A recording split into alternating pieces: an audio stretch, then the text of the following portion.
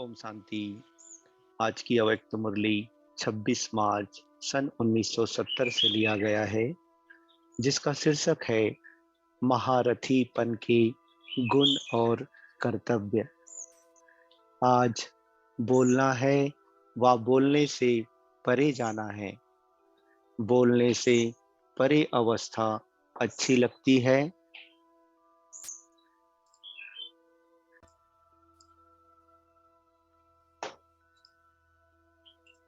व बोलने की अच्छी है। बच्चे कहते दोनों, बाप दादा कहते ज्यादा कौन सी अच्छी लगती है। बोलते हुए भी बोल से परे की स्थिति हो सकती है।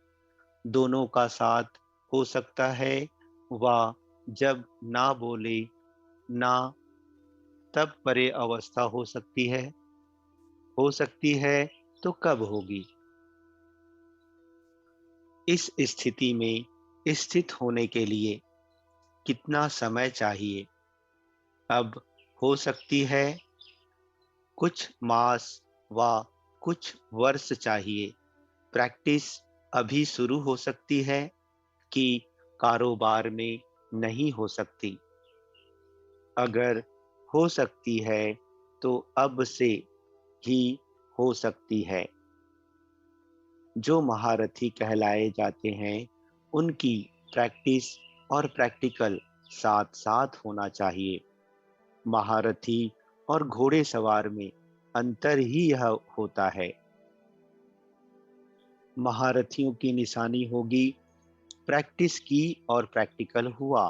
घोड़े सवार प्रैक्टिस करने के बाद प्रैक्टिकल में आएंगे और प्यादे प्लान से ही सोचते रहेंगे। यह अंतर होता है। बच्चों को मुख से यह शब्द भी नहीं बोलना चाहिए कि अटेंशन है। प्रैक्टिस करेंगे, अभी वह स्थिति भी पार हो गई। अभी तो जो संकल्प हो वह कर्म हो। संकल्प और कर्म में अंतर नहीं होना चाहिए। वह बचपन की बातें हैं। संकल्प करना, प्लान्स बनाना, फिर उस पर चलना, अब वह दिन नहीं। अब पढ़ाई कहाँ तक पहुंची है? अब तो अंतिम स्टेज पर है। महारथीपन के क्या गुण और कर्तव्य होते हैं, इसको भी ध्यान देना है। आज वही सुनाने और अंतिम स्थिति के स्वरूप का साक्षात्कार कराने आए हैं। सर्विसेबल क्या कर सकते हैं, क्या नहीं कर सकते हैं, क्या कह सकते हैं, क्या नहीं कह सकते हैं। अब से धारणा करने से ही अंतिम मूर्त बनेंगे। साकार सबूत देखा ना। प्रैक्टिस और प्रैक्टिकल एक समान था कि अलग अलग था? जो सोच वही कर्म था। बच्चों का कर्तव्य ही है फॉलो करना। पाँव के ऊपर पाँव, फुल स्टेप लेने का अर्थ ही है पाँव के ऊपर पाँव। जैसे के वैसे फॉलो करेंगे। वह स्टेज कब आएगी? महारथियों के मुख से कब शब्द ही कमजोरी सिद्ध करता है।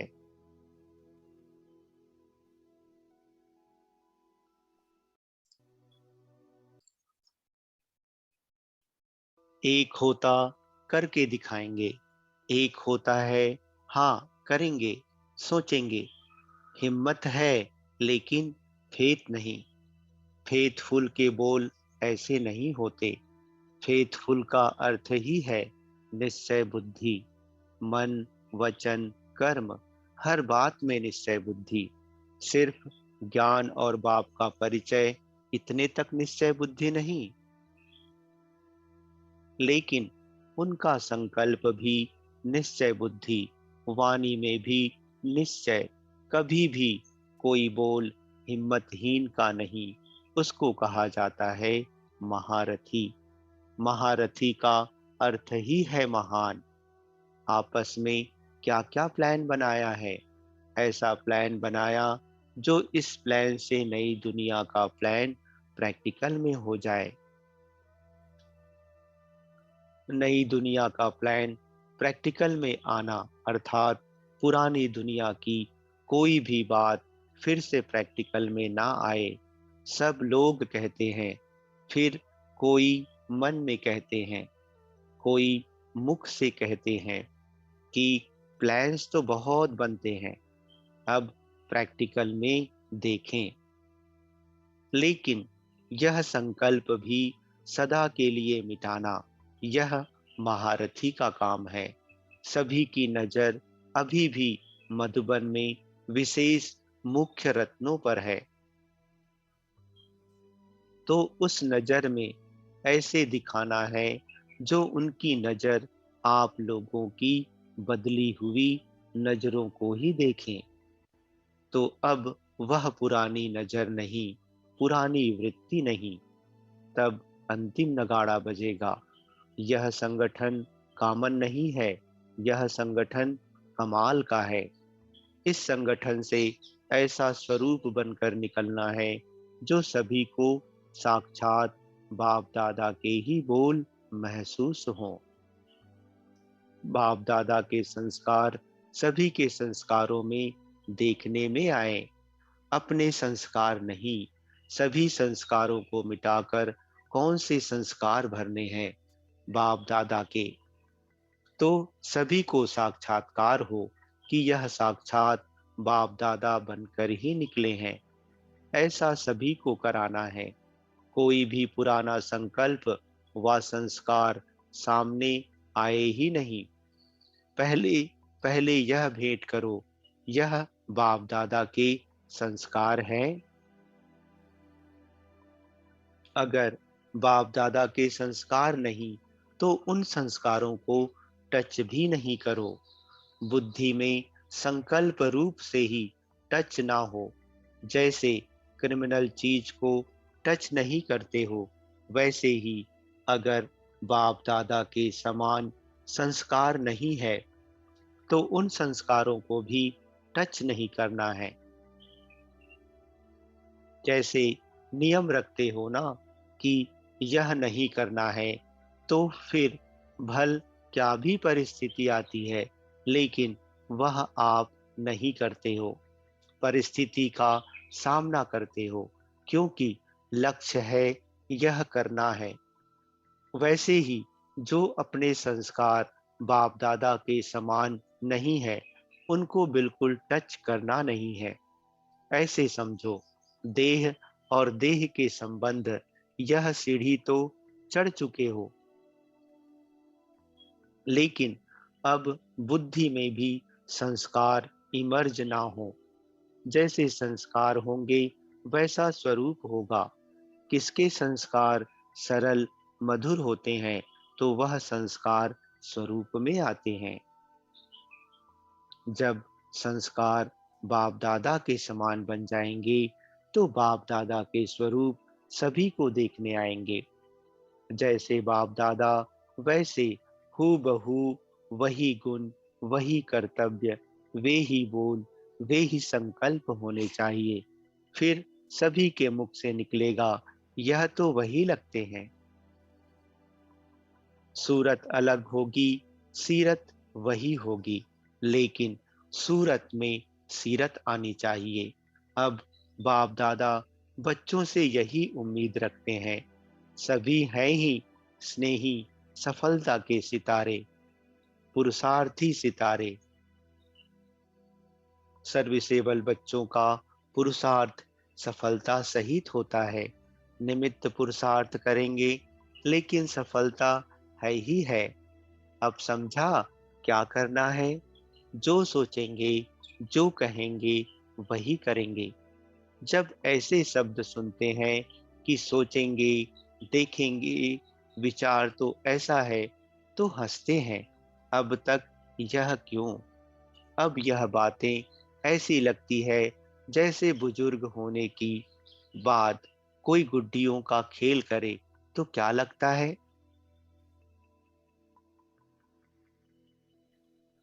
तो बाप दादा भी मुस्कुराते हैं। बुजुर्ग होते भी कभी कभी बचपन का खेल करने में लग जाते हैं। गुड्डियों का खेल क्या होता है मालूम है? सारी जीवन उनकी बना देते हैं। छोटे से बड़ा करते, फिर स्वयंवर करते। वैसे बच्चे भी कई बातों की, संकल्पों की रचना करते हैं, फिर उसकी पालना करते हैं, फिर उनको बड़ा करते हैं, फिर उनसे खुद ही तंग होते हैं। तो यह गुड्डियों का खेल नहीं हुआ? खुद ही अपने से आश्चर्य भी खाते हैं। अब ऐसी रचना नहीं रचनी है। बाप दादा व्यर्थ रचना नहीं रचते हैं, और बच्चे भी व्यर्थ रचना रचकर फिर उनसे हटने और मिटने का पुरुषार्थ करते हैं। इसलिए ऐसी रचना नहीं रचनी है। एक सेकंड में सुलटी रचना भी क्विक अर्थात तुरंत रचते हैं, और उल्टी रचना भी इतनी तेजी से होती है। एक सेकंड में कितने संकल्प चलते हैं। रचना रचकर उसमें समय देकर फिर उनको खत्म करने के लिए प्रयत्न करने की आवश्यकता है। अब इस रचना को ब्रेक लगाना है। वह बर्थ कंट्रोल करते हैं ना, यह भी संकल्पों की उत्पत्ति होती है। तो यह भी बर्थ अर्थात जन्म है। वहां वह जनसंख्या अति में जाती है, और यहाँ फिर संकल्पों की संख्या अति होती है। अब इसको कंट्रोल करना है। पुरुषार्थ की कमजोरी के कारण संकल्पों की रचना होती है। इसलिए अब इनको नाम निशान से खत्म कर देना है। पुरानी बातें, पुराने संस्कार ऐसे अनुभव हों जैसे कि नामालूम कब की पुरानी बात है। ऐसे नाम निशान खत्म हो जाएं। अब भाषा बदलनी है। कई ऐसे बोल अब तक निकलते हैं जो संपूर्णता की स्टेज अनुसार नहीं है। इसलिए अब से संकल्प ही वही करना है, बोल भी वही, कर्म भी वही करनी है। इस भट्टी के बाद सभी की सूरत में संपूर्णता की झलक देखने में आए। जब आप लोग अभी से संपूर्णता को समीप लाएंगे, तब नंबरवार और भी समीप ला सकेंगे। अगर आप लोग ही अंत में लाएंगे तो दूसरे क्या करेंगे? साकार रूप ने संपूर्णता को साकार में लाया। संपूर्णता साकार रूप में संपन्न देखने में आती थी। संपूर्ण और साकार अलग देखने में आता था। वैसे ही आपका साकार स्वरूप अलग देखने में नहीं आए। साकार रूप में मुख्य गुण क्या स्पष्ट देखने में आए? जिस गुण से संपूर्णता समीप देखने आती थी, वह क्या गुण था? जिस गुण को देख सभी कहते थे कि साकार होते भी अव्यक्त अनुभव होता है। वह क्या गुण था? हरेक ने सुनाया। बाप दादा कहते, सभी बातों का रहस्य तो एक ही है, लेकिन इस स्थिति को कहा जाता है उपराम। अपने देह से भी उपराम, उपराम और दृष्टा। जो साक्षी बनते हैं उनका ही दृष्टांत देने में आता है। तो साक्षी दृष्टा का सबूत और दृष्टांत के रूप में सामने रखना है। एक तो अपनी बुद्धि से उपराम, संस्कारों से भी उपराम। मेरे संस्कार ही इस मेरेपन से भी उपराम, संस्कारों से भी उपराम। मेरे संस्कार हैं इस मेरेपन से भी उपराम। मैं यह समझती हूँ इस मैंपन से भी उपराम। मैं तो यह समझती हूँ नहीं, लेकिन समझो बाप दादा की यही श्रीमत है। जब ज्ञान की बुद्धि के बाद मैंपन आता है तो वह मैंपन भी नुकसान करता है। एक तो मैं शरीर हूँ, यह छोड़ना है। दूसरा, मैं समझती हूँ, मैं ज्ञानी आत्मा हूँ, मैं बुद्धिमान हूँ, यह मैंपन भी मिटाना है। जहाँ मैं शब्द आता है वहाँ बाप दादा याद आए। जहाँ मेरी समझ आती है वहाँ श्रीमत याद आए। एक तो मैंपन मिटाना है, दूसरा मेरापन, वह भी गिराता है। यह मैं और मेरा, तुम और तेरा, यह चार शब्द हैं, इनको मिटाना है। इन चार शब्दों ने ही संपूर्णता से दूर किया है। इन चार शब्दों को संपूर्ण मिटाना है। साकार के अंतिम बोल चेक किए, हर बात में क्या सुना? बाबा बाबा। सर्विस में सफलता ना होने की करेक्शन भी कौन सी बात में थी? समझाते थे, हर बात में बाबा बाबा कहकर बोलो तो किसको भी तीर लग जाएगा। जब बाबा याद आता तो मैं मेरा, तू तेरा खत्म हो जाता है। फिर क्या अवस्था हो जाएगी? सभी बातें प्लेन हो जाएंगी। फिर प्लेन याद में ठहर सकेंगे। अभी बिंदी रूप में स्थित होने में मेहनत लगती है ना?